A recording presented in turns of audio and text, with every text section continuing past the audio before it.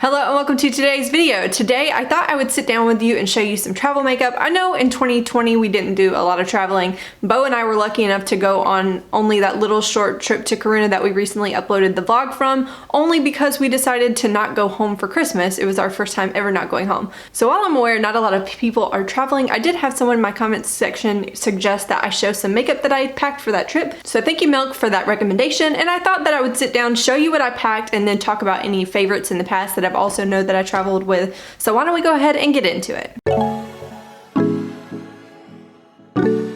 Okay, as we get started, I want to apologize for the glare on my glasses. Normally I would take them off, but my eyes have been watering lately. I think I'm like, we cleaned the house the other day and I'm pretty sure I got my nasal stuff all like irritated with the amount of dust that I kicked up because it had been like a month since I cleaned properly. Anybody else in the same boat, putting off cleaning for a month? Anyways, let's get into the makeup. I do want to mention my travel bags. Normally when we're going on trips, we usually travel in the summer. I don't quite travel too often during the winter. So in the summer, we typically do longer trips. Our last trip was only like 2 or 3 nights technically. So normally I want a little bit more variety and I would travel with like a bag like this. This is like a train case that I got off Amazon. But this last trip we knew was super short and I didn't want to overpack makeup that I knew I wasn't really going to need that much variety for. So I ended up putting everything, tools included, into this bag here. This is a super old Vera Bradley. Anybody remember Pink Elephants, that pattern? This is that bag. Actually, now that I think about it, I'm pretty sure I got that makeup bag like junior year of college, so it's pretty old. Now these are the brushes that I packed last time. Now I always do travel with like a makeup sponge, just one usually, even though in my daily life I tend to use 2 because I like to apply cream blush with like another little sponge.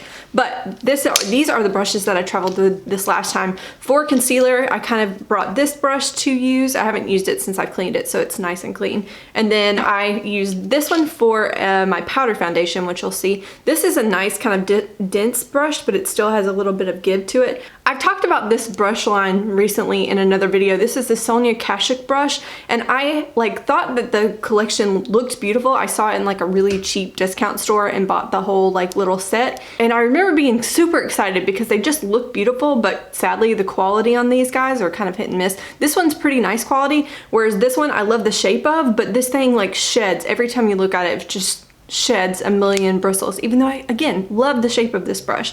And this I did pack as a bronzer brush. Honestly, it's a little big for a brush that I would typically travel with, but it was already dirty and I didn't feel like dirtying up another brush just to pack it for like 2 to 3 nights. Hopefully you're following me on that reasoning, but that's what I ended up using. And then for blush, I always just use this little Wet n Wild little angled blush brush. I love this brush. My favorite highlighting brush is the Real Techniques. It is it's called the setting brush, but I think it's so perfect for highlights. So that's my highlight brush. And then I always travel with like one crease brush, an outer corner brush. I kind of like these little flat guys. Mine's dirty because I use it quite a bit. And then I like to also bring one of my Anastasia brushes because these little dual-sided kind of brushes are really nice. I don't tend to use these as daily drivers, but for traveling, these are great little brushes. And then I always bring this guy here because it is kind of my under eye brush, my lower lash line brush, and in my inner corner, if I need to kind of spot place color in my inner corner, I can also use this. Another thing that I always travel with is like a Veramona. This is a dupe for the Veramona Color Switch, but it's just one of those kind of feels like one of those scrubby dish sponge kind of things. But I just use this and clean off my brushes so that I don't have to carry that many brushes. I can just bring this. Okay, now for the fun part, let's get into the actual makeup. I tend to always travel with something like a silicone kind of base primer just because I find that it does a little bit of pore filling, it gives my makeup look a little bit of slip, because normally when I travel I find that my skin gets a little dry no matter where we go. So this is typically what I bring. Now this past time I brought this YSL guy because it's tiny, but normally I would bring something like this Smashbox guy here. So these were great. But yeah, these little guys I find are typically, even though they're not my favorite primers, I find that they're universal enough to travel with, if that makes sense. Okay, next up, let's talk about concealer and foundation. Normally, I always travel with a 50 SPF foundation because if I'm going on vacation, I'm probably gonna be out and about and in the sun a good bit. Now, this guy, I didn't actually pack for like the first time ever on a vacation because we went somewhere in the Arctic Circle and there was like no actual, like, even though you could kind of see sunlight or sun, it was up and reflecting off the snow a little bit, the sun didn't technically rise that day. I don't know if that makes sense. You can look it up on the internet if you're really curious. But either way, the 50 SPF in this would have been overkill, so I decided to try to be a little bit more minimal with my makeup, and I decided to try to just bring my concealer, which is one, Tarte Shape Tape is my favorite concealer. I take it wherever I travel typically, but I brought this to kind of spot conceal my face and my under eyes. I also use it as an eyeliner and eye primer because it is very good at canceling out most things. And then this here is the Bare Minerals Matte Foundation Powder in the shade Fairly Light. I really like this powder. I like this matte version better than the original one, and I thought that it would cut out a step. Like, instead of bringing a foundation and a powder, I could just use this powder foundation, and it was quicker and a little bit less bulk, not to mention that it's a mini, so it's super ideal for that reason.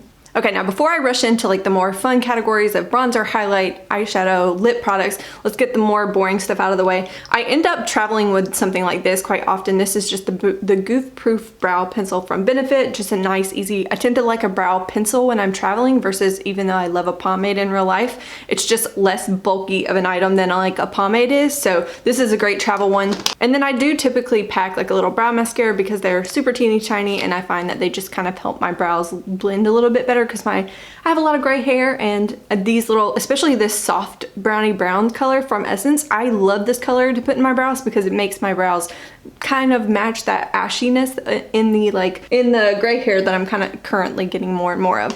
And then this here is the MAC False Lashes Extreme Black. I had this sitting in my collection for a while, and I was like, this is perfect to bring on this daggum trip. It's so tiny, I won't need it. It will last, you know, 3 days. But also, it's MAC. It should be good. Oh my goodness, I regret. Normally I just take whatever mascara is open, and instead I decided to try to use up this little guy while we were gone. This thing was awful. I had this move, and almost immediately it would just go all over the place. Not to mention that I don't really feel like it did that much in terms of curling, plumping, or volumizing, or lengthening. It just wasn't a good mascara. And not to mention, I have not had trouble with mascara like smudging on me too often or flaking on me too often. This flaked all over my face and like somehow melted into my skin versus staying on my actual eyes, and it got everywhere. Bo, he literally looked at me one time and said, "Oh baby, I'm so sorry. Your eye mascara is everywhere." And I said, "You know what? It's okay. We're having fun. I'm just gonna ignore it." And I just had to like be okay with looking like a hot mess because of this mascara was so atrociously bad. But anyways, we'll move on to more positive categories. Now, I recently picked up this here. This is an Eden face palette it's a Swedish makeup brand, and I got it like on super discount here from like a drugstore. And it had literally just come in the mail like a couple of days before we went on our trip, so I decided to try this out on our trip. I knew that the bronzer tones would probably work for me, and the blush looked really pretty. I did swatch them before I took them. I wasn't quite sure how the like highlight would look on me. It's a little bit more cool tone icy than I typically wear. I'm probably not gonna be able to show you that swatch very well. And when I did wear this on our trip, I did notice that like it kind of sat on top of my cheeks. It didn't really look, it looked a little powdery, but the bronzer and the like blush in this palette were really nice. I think maybe what I did wrong is like put a little too much. I think maybe I needed to kind of knock my brush off a little bit more and maybe work more to blend this guy and see if maybe that will help next time. But for the most part, I really enjoy traveling with face palettes, and I really do like the bronzers and the blush in this one.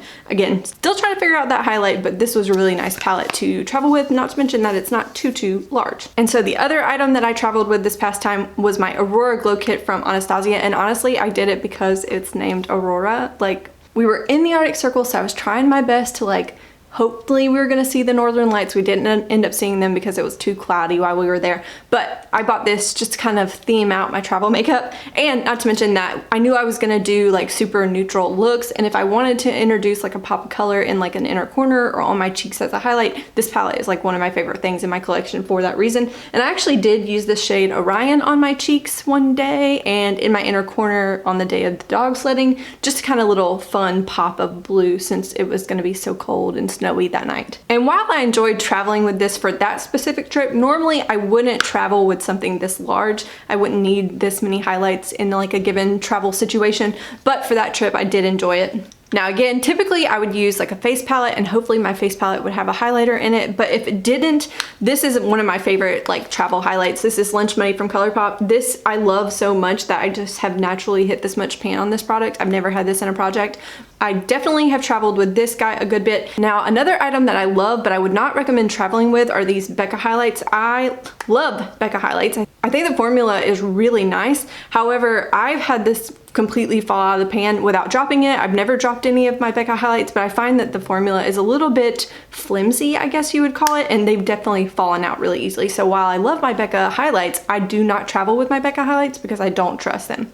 Okay, we're in the home stretch now. We're gonna talk about eyeshadow. The eyeshadow palette that I ended up traveling with was my Lorac Pro 3. This is a super neutral to slightly cool tone kind of palette, mostly neutral I would call. Today I'm actually wearing it, if you can see. I'm wearing mostly rose bronze on my lid and light pewter on my inner corner just a little bit, and then I also use the Sigma for my Pan Those eyeshadows in my inner corner.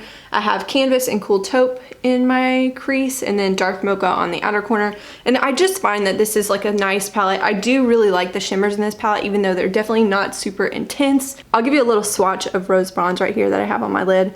It's just, they're kind of nice and soft, but they still look very beautiful. I find that on like mature eyelids, these shadows are really, really nice. And the reason why I decided to travel with this palette is that I knew that I could get really wearable everyday, like kind of just natural looks. And then if I wanted, if we were maybe gonna end up going out to eat and I was gonna throw on a red lip or something, that I could kind of get a more dramatic cool tone look, which I love to pair cool tone kind of browns with like a red lip. So this one I knew I could get every look that I needed from. Also, this shades down here, light gold and almond pearl, work for me as highlight. I'm actually wearing almond pearl today as a highlight, and it's just a nice kind of versatile palette. So I ended up trying to pack this because I knew I would get highlight shades if I needed them, even if I didn't like the Done palette. So that's why I brought this one. But I also want to give a shout out to two other palettes. Now in the past, I think in 2019 sometime I did a like travel makeup video, and this guy here was the one I raved about, and I still love to travel with this palette. Now again, typically I'm traveling more in the summertime, and this has a lot more orangey, warmer kind of tones in it, and I just find this to be really versatile. I still have some cool tones if I want them, and I have some pops of color if I want them. So in the summer, if I'm traveling, I typically will grab for this one, but since I knew I wasn't gonna wear these shades, I went ahead and took the Lorac one instead this time. And then this other guy here, I have not got to travel. I got this in 2020, and again, we didn't really, besides that one trip, I didn't travel at all in 2020. But if I had, I would have loved to grab this palette. I think this is a really great travel palette. Again, I really like palettes that I can get really simple everyday looks from without thinking about it. And then if I really want to, I could kind of punch up for like a nighttime look. But this palette to me is exactly kind of what its name is. It's very soft, but also can be kind of glamorous. So this one would be another one that I think is a really nice travel palette if you have it. Okay, as we kind of wrap this up, let's talk about the lip products that I always tend to pack with me. I usually pack something that's very neutral or kind of just easy to wear, like when you're out and about during the day. And for me, this one right now has been my go-to combination. This is just a pink or one of those color changing lip balms. It is a little bit more pink than like I would tend to like, which is why I also bring a gloss with me. But this is what it turns very bright pink, if you can tell, especially on your like lips that are already more pigmented.